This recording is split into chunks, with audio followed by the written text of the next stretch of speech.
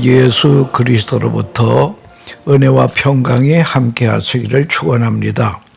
오늘은 예레미야 29장 11절과 12절 말씀을 봉독하겠습니다. 여호와의 말씀이니라. 너희를 향한 나의 생각을 내가 아나니 평안이요 재앙이 아니니라. 너에게 미래와 희망을 주는 것이니라.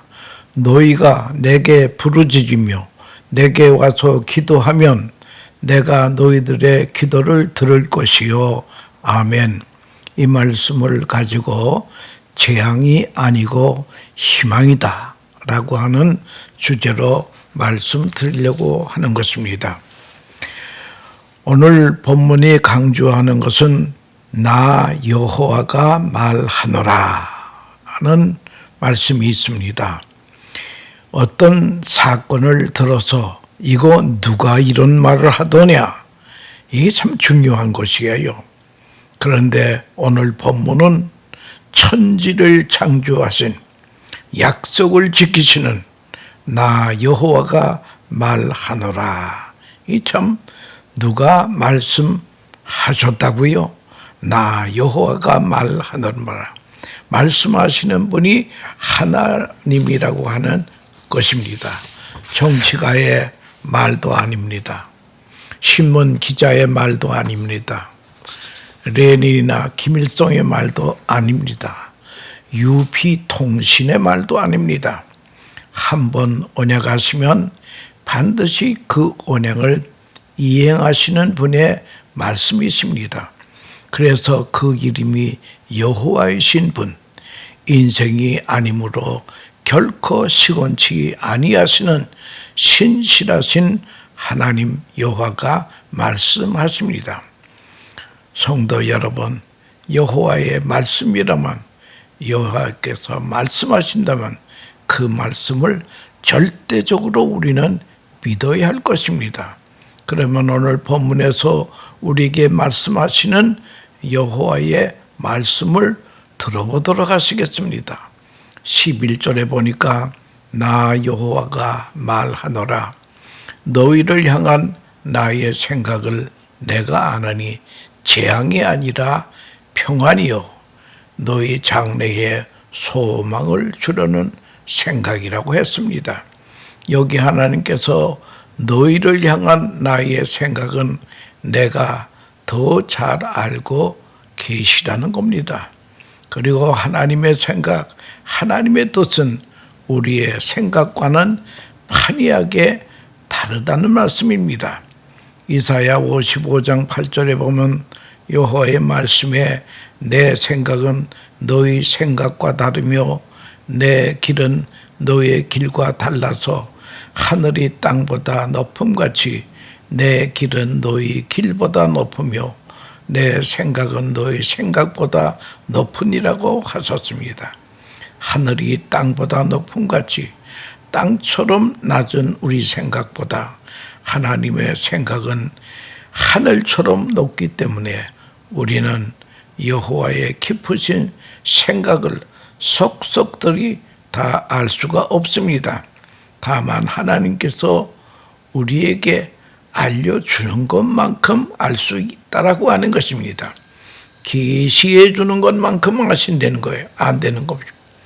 그것은 하나님께서 우리에게 궁극적으로 주시고자 하는 재앙이 아니라 평안이요 소망이라고 하는 그런 것입니다.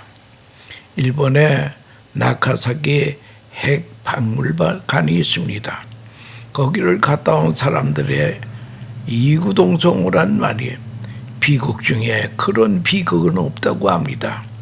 미국의 트루먼 대통령이 원자폭탄 투여 위원회를 만들었다고 합니다. 첫째는 퇴폐 풍조가 심한 곳, 죄악의 도시에다 원자탄을 떨겨야 된다.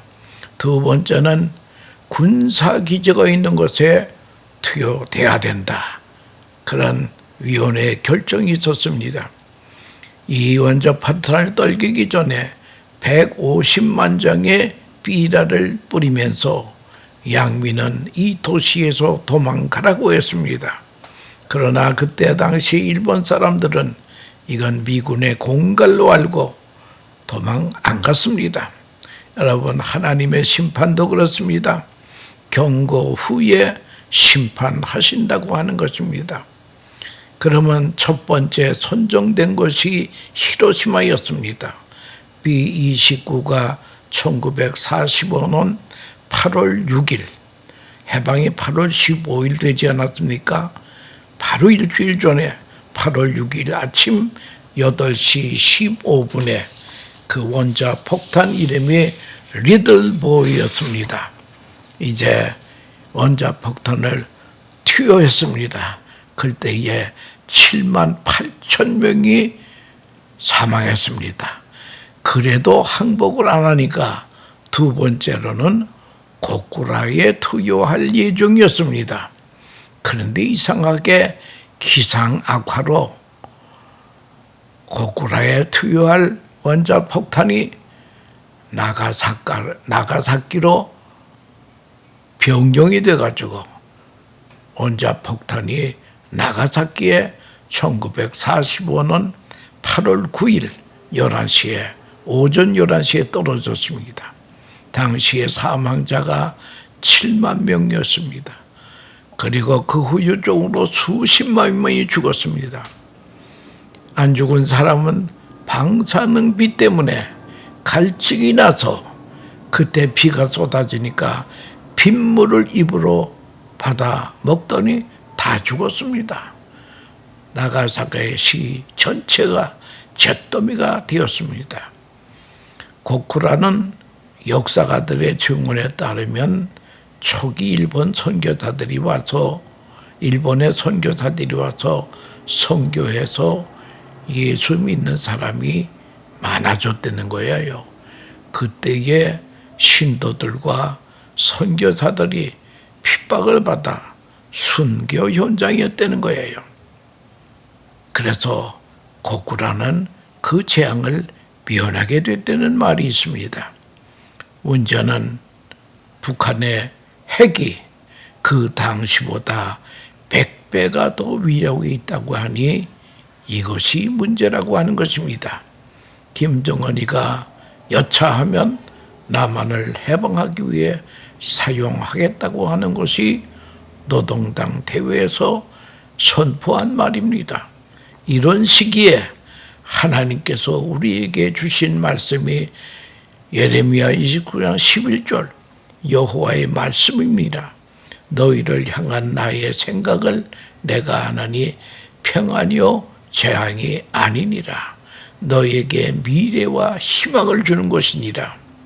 12절에는 너희가 내게 부르짖으며 내게 와서 기도하면 내가 너희들의 기도를 들을 것이요. 이런 하나님의 약속의 말씀이 있습니다. 하나님이 우리에게 주시는 것은 재앙이 아니고 미래와 희망을 주는 것입니다. 오늘이 6.25 동란에 이제 74년이 되는 날이 되겠습니다. 1950년 6월 25일 이북이 남침으로 시작이 되어가지고 전쟁을 3년 이상 하다가 1953년 7월 27일 낮 12시를 기해서 종전이 아니고 휴전 협정을 맺었습니다. 그 후에 김일성이가 생각하기를 소련의 스탈린이 뒷받침을 해준다고 해서 전쟁을 시작했는데 미군이 참전하고 소련이 불리해지니까 발뺌하고 아무 도움도 주지 않았다는 거예요. 여기서 김일성이가 열을 받아가지고 노동당 정권을 지키기 위해서는 핵무기가 있어야 되겠구나 해서 전쟁 끝나자마자 휴전하자마자 1954년에 대학의 수재들을 모아서 모스크바에 보내서 핵 연구를 시킵니다. 남한에서는 1956년에 이승만 박사가 핵 연구소를 세웠습니다. 대학생들을 모아서 미국에 유학을 보냈습니다. 그 유학생 중에 그 유명한 정근모 박사가 있습니다. 세계 핵물리학 부회장까지 지낸 독실한 장로님이 올시다. 이북은 처음부터 전쟁을 위한 핵을 연구하고 남한은 평화를 위한 핵을 연구했다라고 하는 것입니다. 우리 남한 핵기술이 첨단을 달리고 있습니다. 원자력 발전소는 세계에서 1, 2위를 다투고 있습니다. 북한은 핵무기를 계속 만들어서 우리 민족의 생존에 위협이 되고 있습니다. 북한이 평북 중국 국경 지역인 연변, 그 유명한 옛날 김서월이 낙산에 연변 진달래라고 하는 시도 있었습니다마는 그 연변에다가 1961년에 핵기지를 만들었습니다. 소련에 유학 갔던 사람들이 와서 핵시설을 연구하고, 그리고 남한의 해병대 출신인 정원화 박사가 캐나다 모 대학에서 물리학 박사인데 김일성이가 친서를 보내가지고 1974년에 이북으로 데려갑니다. 아마 이분이 핵무기를 만드는데 크게 기여하지 않았나 생각합니다. 연변의 핵단지가 위협이 되니까 미국의 클린턴 대통령이 1993년 5월 17일에 연변을 키워놓으면 문제가 될 것을 알고 연변을 폭격하기 위해서 폭격기가 발진되었습니다. 그리고 한국 정부에 전화로 알렸습니다. 그 당시 한국의 대통령이 김영삼 대통령이었습니다. 김영삼 대통령에게 연변의 핵시설을 그냥 두면 위험하니까 폭격하기 위해서 폭격기를 출발시켰습니다. 그리 알고 대비해 주세요 하고 전화를 했더니 김 대통령은 절대로 그랬으면 안 된다고, 전쟁이 난다고 만류해서 비행기가 알래스카까지 갔는데 다시 회항을 하게 되었다고 하는 역사적인 기록입니다. 그래서 김영삼 대통령도 죽기 전에 그 당시를 후회했다고 합니다. 굉장히 잘못된 선택이옵시다. 문민정부 지도자들이 그런 점에 있어서는 무능했다라고 하는 것입니다. 그리고 그 다음 대통령이 또 김대중 대통령 아닙니까? 그분은 대통령이 되자 남북이 싸우지 말고 잘해보자는 소위 햇빛 정책을 하면서 이북에다가 5억 달러를 갖다 주었습니다. 그리고 평화회담을 했습니다. 이 돈을 소련에 투자해가지고 핵 만드는 장비와 기술자들을 대거 초청해서 핵문도를 만드는데 일조를 했다고 하는 사실이 후에 미국의 CIA가 말했습니다. 우리는 이래저래 기회를 놓친 민족이옵시다. 지금은 그것 가지고 공갈을 칩니다. 이것이 우리의 미래를 결정짓는 문제가 된 것입니다. 나가사키에 떨어진 폭탄을 보고 기도 안 할 수 없습니다. 우리 이 땅의 진정한 평화를 위해서는 북한의 핵무기 재앙의 시대가 오느냐, 평화의 시대가 오느냐. 그래서 기도해야 할 때라고 하는 것을 알아야 됩니다. 이 문제에 관해서는 여야가 없습니다. 우리의 사활의 문제이기 때문입니다.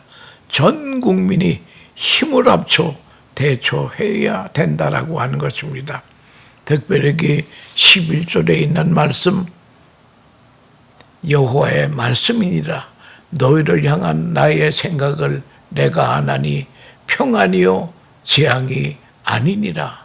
너에게 미래와 희망을 주는 것이니라 라고 하는 귀한 말씀이 있습니다. 특별히 이 말씀은 우리 민족에게 주는 약속의 말씀으로 우리가 받아야 됩니다. 이 성취를 위해서 우리가 해야 될 일은 무엇인가? 여기 12절에 보면 이런 말씀이 있습니다. 너희가 내게 부르짖으라. 그리하면 너희 기도를 듣고 미래와 희망을 주신다는 거예요. 그러니까 하나님께서 축복은 축복인데 조건부 축복이 올시다. 너희가 부르짖어 내게 기도하면 그렇다고 하는 그런 말씀이 되겠습니다. 기도하면 그걸 들어주시겠다는 거예요. 조건부 축복이 올시다. 문민정부가 들어와서 민주화의 진전이 있는 것은 다행이지만 핵 문제에 대해서는 오판을 한 것입니다. 생각할수록 분할 수밖에 없습니다. 아라스카까지 왔던 비행기가 되돌아갔으니 그때의 연변의 핵시설을 완전히 초토화 만들었어야 된다라고 하는 것입니다. 악의 세력은 키우면 안 된다는 거예요. 초전 박살을 해야 되는 거예요. 우리나라가 희망이냐 재앙이나 두 기로에 섰습니다. 우리는 역사를 주장하시는 하나님께 우리는 부르짖을 수밖에 없다라고 하는 것을 알아야 될 것입니다. 철학자 세네카는 말하기를 그림의 떡은 떡이 아니요 붙지 않는 불은 불이 아니며 간절히 기도하지 않는 기도는 기도가 아니라고 했습니다. 기도는 진심으로 간절히 기도해야 된다는 거예요. 그러므로 기도는 내가 하나님의 자녀로서 하나님의 자녀가 되었다는 믿음 안에서 간구하고 요청하는 것입니다. 때로는 목숨을 건 전투와 같은 것이 기도입니다. 이것을 잘 보여준 이야기가 있습니다. 역사가 H.C. 웰즈가 쓴 단편 소설이 있습니다. 그 소설의 제목이 대주교의 죽음이라고 하는 그런 에피소드가 나옵니다. 어느 날 대주교가 또 아침에 성당에 들어가서 기도를 합니다. 오 전지전능하신 하나님이시여. 그랬더니 이때에 하늘에서 음성이 들리니까 아무개 죽여야 왜 그러느냐 그랬더니 이 대주교는 깜짝 놀랐습니다. 상습적으로 하던 기도였는데 응답이 있다라고 하는 것은 꿈에도 생각을 안 했는데 하나님의 음성이 들리니까 깜짝 놀라서 심장마비로 죽고 말았다는 그런 소설이 있습니다. 여러분 평생을 기도하는 대주교지만 자신의 기도가 형식적인 기도에 불과했다라고 하는 것에 문제가 있다라고 하는 것을 알아야 될 것입니다. 기도에서 빼놓을 수 없는 것은 우리의 죄악을 철저히 고백하는 것입니다. 그래서 먼저 나와 하나님과의 관계가 정상이 될 때에 올바로 구할 것을 발견하고 깨닫게 되는 것입니다. 내게 부르짖으며 와서 내게 기도하면 내가 들을 것이요 라고 쓴 문장 중에 와서라는 한 단어와 가소라고 하는 단어가 있습니다. 인간이 걸어가야 할 바른 길을 의미합니다. 가지 말아야 할 것을 가고 있는 자에게는 그 길에서 돌아오라 이거예요. 돌아와고 기도하라는 거예요. 이거 회개하시다. 가야 할 곳으로 가지 않는 자에게 일어나서 그가 할 사명의 도전으로 돌아오라는 것입니다. 그러므로 참다운 응답을 얻기 위해서는 철저한 회개를 통해서 하나님께 드리는 기도가 이 시점에 있어야 된다는 것. 그러한 기도가 가는 길목에서 하나님을 만날 수 있다라고 하는 것을 알아야 됩니다. 우리나라는 지금 뜨는 나라입니다. 일본 입국 수속할 때나 존 F 케네디 공항을 외국에서 들어 입국할 때에 얼마나 시간이 걸립니까? 그런데 우리 한국의 인천공항은요, 입국할 때에 1분도 안 걸립니다. 일본은 아날로그 시대에 살지만 우리 한국은 지금 디지털 시대에 살고 있습니다. 시대 변화의 최첨단을 걷고 있다는 거예요. 우리 민족성은 배고픈 것은 참는데 배가 아픈 것은 못 참는다는 거예요. 북한은 지금 배가 아프다는 거예요. 남한이 너무나 잘 사는 게 배가 아프다는 거예요. 그래서 획을 가지고 공가를 친다라고 하는 걸 알아야 될 거죠. 미국의 골드만삭스라고 하는 국제 금융시장에서는 투자 업무, 증권 업무를 하는 것입니다. 여기는 회사가 엄청나게 커서 직원 수만도 4만 명이 넘는다고 하는 것입니다. 이 직원의 평균 연봉이 29만 달러라는 거예요.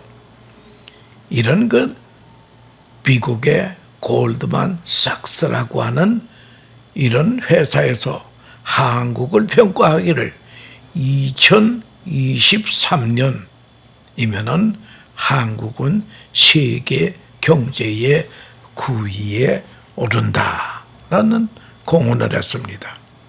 그리고 2050년이 되면 세계 경제 2위에 한국이 된다는 거예요. 1등은 미국이고 2등은 한국이라고 선포했습니다. 이 사람들이 그냥 한 게 아니에요. 모든 자료를 근거로 해서 그렇다는 거예요. 근데 우리나라는 2년 앞당겨서 벌써 2021년에 세계 경제의 9위가 되었다고 하는 것입니다. 우리나라는 지금 자랑하는 것이 몇 가지 있는데, 첫째는 제조업의 강국이올시다. 영국은 제조업이 사양길에 가고 있는데 우리나라는 자동차, 반도체 아주 이 생산계 제1등이에요. 또 그다음에 4차 산업시대에 필요한 소프트 파워가 세계 수준이라는 거예요. 여기에 대해서 우리 정부가 열심히 투자하는 것입니다. 그리고 세 번째는 한국의 문화올시다. 한국의 드라마가 아프리카까지 K-팝 말레이시아에 가서 어떤 사람이 가게에서 물건을 사려고 하는데 가게 문을 열었는데 파는 종업이 없더라는 거예요.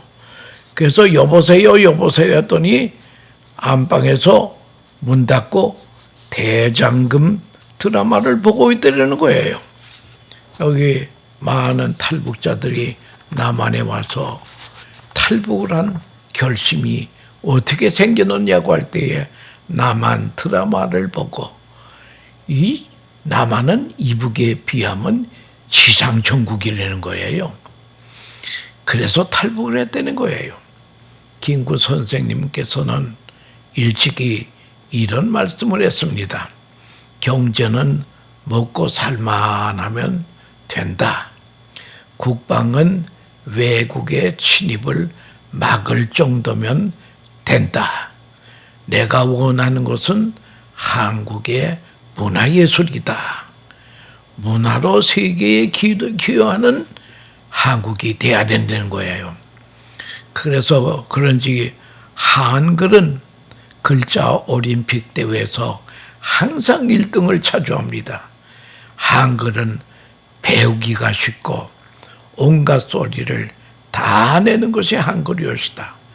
일본은 맥도날드를 발음을 못해서 마그도나르드라고 합니다. 제대로 발음이 안 돼요. 한글을 배우겠다는 나라가 세계적으로 400여 곳이 된다는 거예요.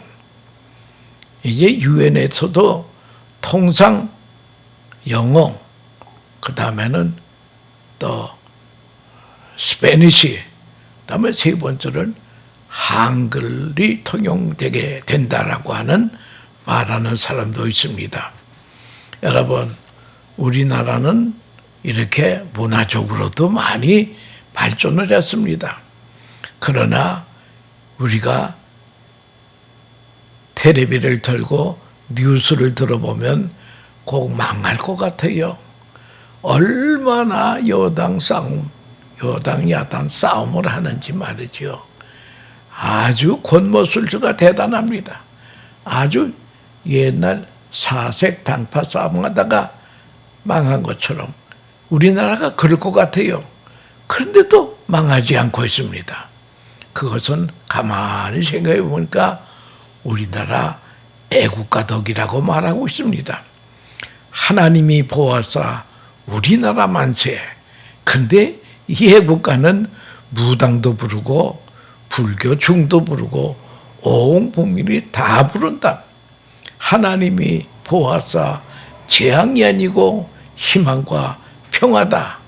이 말씀대로 이루어지기를 우리는 기도하는 것입니다. 하나님께 부르짖어야 합니다. 그러면 응답하겠다고 하는 것입니다. 그리고 우리나라는 민주주의가 아시아에서는 제일이라고 합니다. 나이샤워 하버드 대학 교수가 일본 대사로 왔다가 미국으로 돌아가면서 하는 말이 아시아에서 민주주의는 코리아뿐이다. 이 민주주의는 성경에서 나온 것입니다. 교회 장로를 뽑을 때, 안수 집사를 뽑을 때 선거를 통해 뽑습니다. 미국은 성경 위에 세워진 나라이기 때문에 모두 대통령이 취임할 때마다 성소에다 손을 얹고 서약을 하지 않습니까? 옛날 미국도 그 보안관이나 주지사나 시장을 뽑을 때 투표로 뽑았다는 거예요. 근데 그때만 하더라도 가짜 교인이 많기 때문에 세례 교인만 투표권을 줬다고 하는 것이 역사의 기록이라고 하는 것입니다. 그리고 한국은 개신교가 세계에서 1등이었다. 장로교에서 제일 큰 교회, 감리교에서 제일 큰 교회, 순복음교에서 제일 큰 교회가 모두 한국에 있다는 거예요. 역사를 주장하시는 분은 예수님이십니다. 세계 선교하는 나라로 만들기 위해서 개신교의 영향력이 크다라고 하는 것입니다. 그저 하나님이 잠시 손만 대면요, 김정은이의 획은 성냥불 장난에 불과하다가 재풀어 죽는 격이 될 것입니다. 거기 연변 부근에 지진만 한번 나보세요. 7도 지진만 한번 나면 연변 시설도 다 끝나는 것입니다. 백두산 화산이 폭파한다고 하는데 그것만 한쪽만 폭파해도 연변 핵시설은 완전히 망가지는 것을 하나님이 하시면은 아무것도 아니라는 거예요. 그래서 역사를 주장하시는 하나님이 복음 통일을 위하여 골드만삭스의 예언대로 2050년에는 세계 2대 강국이 된다라고 하는 것입니다.